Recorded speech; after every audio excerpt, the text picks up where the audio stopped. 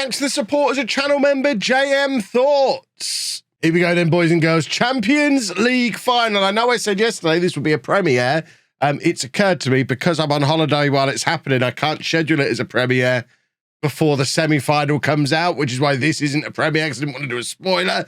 So I'm trusting all of you to try and keep the comments section spoiler-free for like at least a couple of hours after the video is out. Those of you who don't want to know, actually, better advice, don't look in the comments. Don't skip the video forward. Just enjoy the Champions League final. This could be the end of this year's non-league to legend, or it could be yet another Wembley disappointment.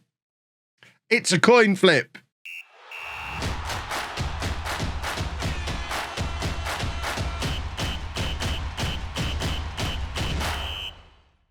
Hello and welcome to Club 6, part 22 of Non-League to Legend. I'm Kevin. Coming up on today's episode, we have the Champions League final, Borussia Dortmund against Chelsea at Wembley. It doesn't get much bigger than that. We have got our strongest team available. We're actually on the verge of setting a Champions League record for goals scored in a season. The record is currently 40 goals scored in the Champions League season. We have scored 40 goals. If we score in this final, not only do we have a much better chance of winning because goals lead to victories sometimes, but also we will set that record, which will be very, very nice. Luis Gustavo, why is he only able to play 75 minutes? What's happened there? I didn't play him in the last game of the season, so I've rested him. He had food poisoning like a week and a half ago. He was out for 3 days with food poisoning 12 days ago. He's been fully fit and training for 9 days, having been rested on the last day of the season. Is it because he's not played enough football?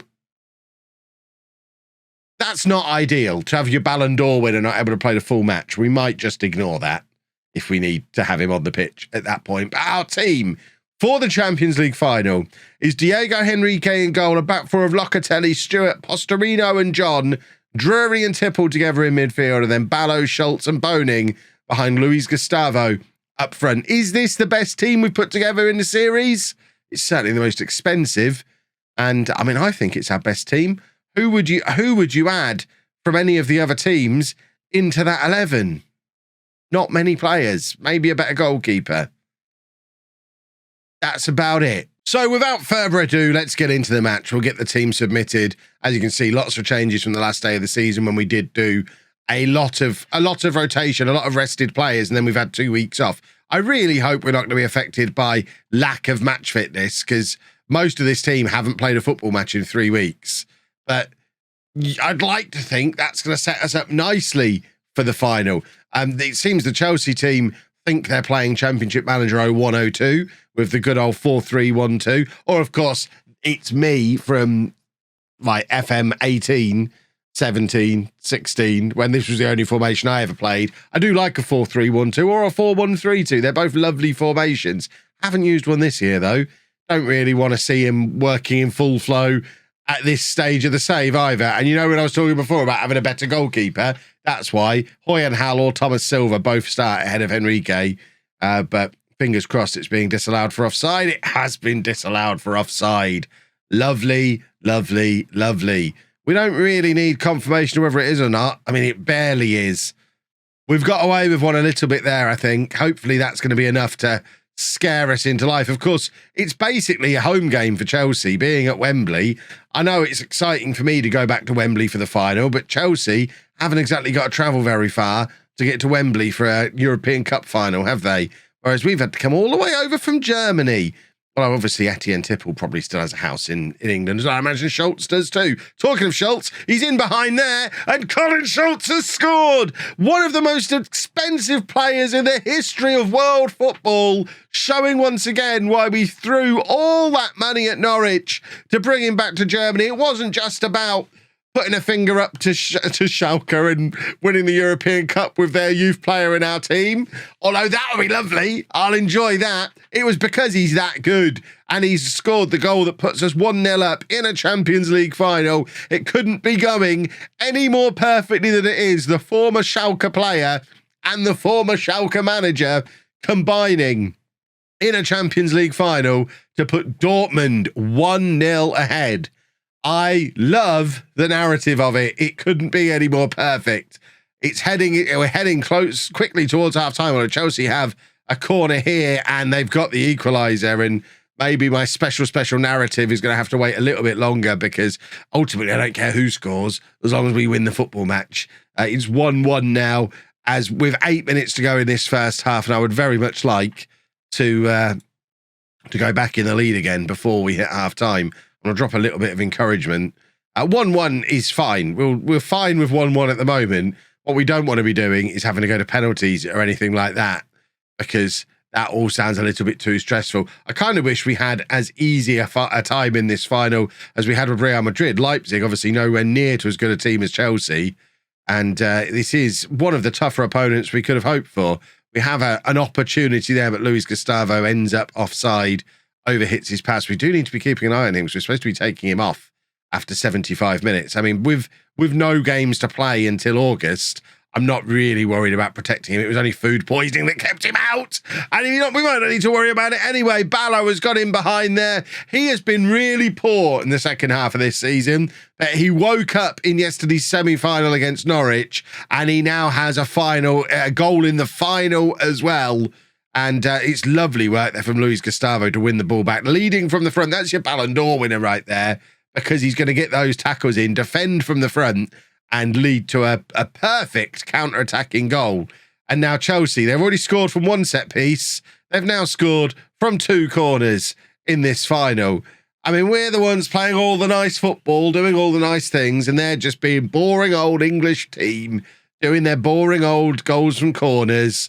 We need to be defending these better than we are. Boning, we know how good Boning can be in the air, but he has let that guy get past him there, and it is 2-2. Gustavo has now been fouled in a dangerous position. It's going to be effectively a corner, this free kick, but with a slightly better angle and from slightly closer. And we're aiming for that far post where Postorino's completely unmarked. It was slightly overhit, unfortunately. It was basically hit like a corner. I think Stewart touching that has led that to being offside. The referee is chasing down the plays. He's got his finger in his ear. It's Boning who curls it back in. I suspect it might have been going in anyway. Has it been given? I think it has been given. Well, we'll have that. I thought Stewart was offside. He's not even close to offside. He's got the important touch, and we've gone back ahead through a very sloppy goal. Chelsea have had 2 of our goals Chelsea would not be happy about conceding. We're not happy about conceding corners, really. They've got another one here. I think because it's Champions League final, the only valid goal is the Schultz goal, and we should be 1-0 up, not 3-2 up. But it's Chelsea on the attack now. We're disallowing anything from set pieces. Tipple needs to be very careful on a yellow card, lunging in on the edge of the area like that. He's got away with it, but it might be time to withdraw Etienne Tipple. Schultz leading the counter-attack, and he has been clattered there. And talking of players on yellow cards needing to be careful, Chelsea now down to 10 men, and that could be huge. Right. We are going to take off Tipple because that tackle scared me. So Idoloff is going to come on for him. On a similar basis, I think we're going to take off Drury and bring on Han and just have a little bit more defensive stability there in the middle. And then I'm going to save the last substitution for if we need to take Gustavo off. I would like to leave Gustavo on, but if he really, really starts to tire, Ruben is right there. We can bring him on if we need him. We obviously would like to keep Luis Gustavo on as long as possible, though. 3-2 against 10 men with less than 20 minutes left. It feels like it's ours to lose. I'd really rather not lose it, if that's okay. Right, Chelsea trying to build something from the back on this left-hand side. We're doing an excellent job once again of closing them down. Our pressing play is excellent, and we are hassling them, and that's great from Idoloff. That's why we've changed the 2 central midfielders. They were both on bookings, and having fresh, unbooked players in there means they're a bit more energetic for the closing down, and also means they can take a few more risks with the tackles. And I think Chelsea are going down to 9 men here. I mean, it's a story of second yellow cards right now. We've changed our midfield to avoid this happening. Chelsea have had 2 men sent off for second yellow card, just sloppy nothing fouls that they didn't need to make. Chelsea are, if they end up getting back into this, it's going to be one of the great stories in the Champions League ever. But they are just throwing it away with sloppy play. They're bottling it. That's what it looks like. They've come into this probably as the favourites. They're 3 times winners. We've only won it once before in 1997, but that is all changing in, 2034, I want to say? Could be 2033. Luis Gustavo, the best footballer in the world, has just got his 47th goal of the season. Schultz doing the excellent pressing and closing down. I talked before about would the 3 weeks off be a problem? If anything, the 3 weeks off is what's won us this Champions League, because it's allowed us to really, really press at Chelsea, who can't keep up with our press. And it's been excellent. Right, we're going to take off Ballo as the final change. Gustavo is staying on to enjoy that final whistle. Salaba Labino coming on the left-hand side. We are against 10 men. We are 2 goals up. There's less than 10 minutes left. And Chelsea are shattered and making mistakes. I mean, look at that from Posterino. It's just comfortable for us. Now, the longer the game goes on, the clearer it becomes that we're the fitter of the 2 teams. Gustavo sliding it across. And Ballo's got his second. And it's all going wrong for Chelsea now. I am loving this. I am very happy that in a Champions League final, I'm in a position to be able to just laugh at the opposition. But this is pathetic from Chelsea. Gustavo did brilliantly, but their goalkeeper has had an absolute nightmare today, and they just cannot cope with us being on them constantly. Everywhere Chelsea go, we are there closing them down and making things difficult for them, and we have earned this, and we are clearly the better of these 2 teams. And I think we're just going to take the ball off this guy, like Locatelli's done all day long. I mean, he doesn't that time, and in fact, they've got him behind him, but Locatelli's still got him covered. He still can't get the cross away because Locatelli is an excellent left back, and they have burst into the area here and whistled one past the post. It's all too late for Chelsea. They've got 9 men in 3 minutes to find 3 goals. It's not going to happen. And Borussia Dortmund have won the Champions League. That, boys and girls, is it for non-league to legend FM22 edition. We'll just enjoy the celebrations, and then I'll let you know what's coming up next, what's happening for the rest of the week, what's happening next week. But for now, let's just enjoy the moment. Look at me. Look, I'm delighted. Look at me. Borussia Dortmund have won the Champions League. Finally, I'm as good as temporary Kev. That's what it was all about. He thinks he's fancy winning the Champions League at Real Madrid. Well, I've won it here at Dortmund. That's a more impressive feat. And we've won a lot of trophies in the last 7 seasons. So the last 7 seasons of this save, we've won 2 Premier Leagues, 2 La Ligas, 2 Bundesligas, 2 Champions Leagues, a Europa League, multiple European Super Cups and Community Shields and equivalents. We're all started at Leamington, where it does still continue as well. Over on LOLLUJO 2, you've got the Leamington highlights coming up a couple of days after every stream. You've got one of them coming up later in the week, in fact, as Leamington continue trying to push into the Premier League. So if you want more of this story, but in an alternate reality, head to LOLLUJO 2 for those highlight videos, or keep an eye on my Twitch for those as they go out live. But for now, let's just enjoy my inbox being flooded, absolutely flooded with messages telling me what a hero I am. All the money flowing in as well. That's actually a great thing, because our balance, 180 million. We haven't had this season's transfer budget yet. This is last season's that we haven't spent. The club debt, only £52 million worth of debt in total. We haven't even done too badly financially. And all of that leaves me with not much else to do other than job number 1. We need to export this Dortmund team for the LOLLUJO Cup later in the year. And then it's time to retire. It has been an epic career. I think this is the longest career I've ever had as part of non-league to legend. I'm now 56 years old in game, about to turn 57. Due a retirement, I think. A career that spanned Leamington for 5 years, 2 years at Peterborough, only a year at Schalke, 6 years at Norwich, 2 years at Real Madrid, 2 years at Borussia Dortmund. It's 2039. I had the years completely wrong when I was speculating before. That's my final career stats. And the 63 days spent on holiday were during job hunts. Don't worry, we're not holidaying the in-betweeny bits. But 2,028 days is the longest time I've had at a club after 6 clubs. I've never done 6 clubs in non-league to legend before either. I spent £2.4 billion on players, but did bring in over £1 billion in transfer revenue as well. Most important figure for me, career earnings of £25.5 million. I think that's probably enough for me to go and enjoy my retirement. So we will retire in just a moment.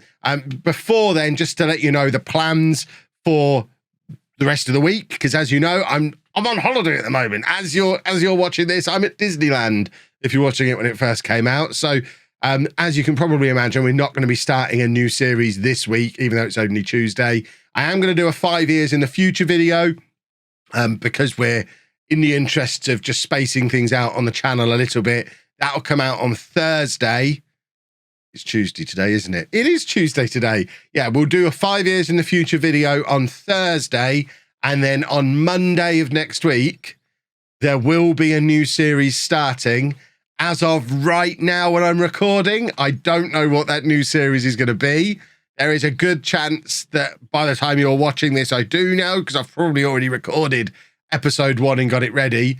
But if you want to have your say on what that should be, there is a discussion that's been going on over on the community page. Your 3 options basically are a rebuilding Chelsea, similar to rebuilding Barcelona, but taking into account all the real life stuff going on with Chelsea at the moment. The return to Schalke in a new save. It won't be a non-league to legend thing, but rebuilding Schalke up from a second division team in Germany to the biggest team in the world. Or the one that I think I'm probably leaning towards right now, if I can find a database that works, is Tours in France, who I did manage in non-league to legend 3 or 4 years ago, but not very long, in Ligue 1. Since then, they've actually been relegated all the way down to the 6th tier in French football, and I quite like the idea of going on tour and bringing them all the way back from the 6th tier to the top of the French league, and of course then toppling Paris Saint-Germain with Tours. So that's the one I'm leaning towards. It does rely on a database, like I say, so you can't do that on vanilla Football Manager because it is all the way down in the 6th tier in France. So if I found a database, I'm probably doing that. If I didn't, it'll be one of the other 2, but feel free to have your say. And hopefully I'll see you back here for that on Monday. Thank you very much for all your support on Non-League to Legend this year. It has been the biggest, most watched, viewed, shared, liked, subscribed to series that I've ever done. To the fact that we're still getting 10,000 plus viewers a day, 160, 170 episodes into the series is mind-blowing for me. A year ago, I was getting 3,000 or 4,000 views a video at this time of year, twice a day, doing home and born and stressing myself out massively. And now you lot, by supporting this series, have removed some of that stress, which has been very welcome, much appreciated. Hopefully the support continues over into the new series and over into the stuff that's going on over on Twitch. And I look forward to seeing you again for that. So for one last time, in fact, should we retire? Very sad. It's always an emotional moment, but I am going to resign as manager of Borussia Dortmund and retire from football with immediate effect. And I will see you again in a couple of days' time for 5 years in the future, and we can see what happened next with these Dortmund boys. If you've enjoyed that, please make sure you leave a nice big thumbs up on there for me. Subscribe to the channel for daily Football Manager videos most of the time, not this week. Not my fault. Bad timing. Thank you very much for watching.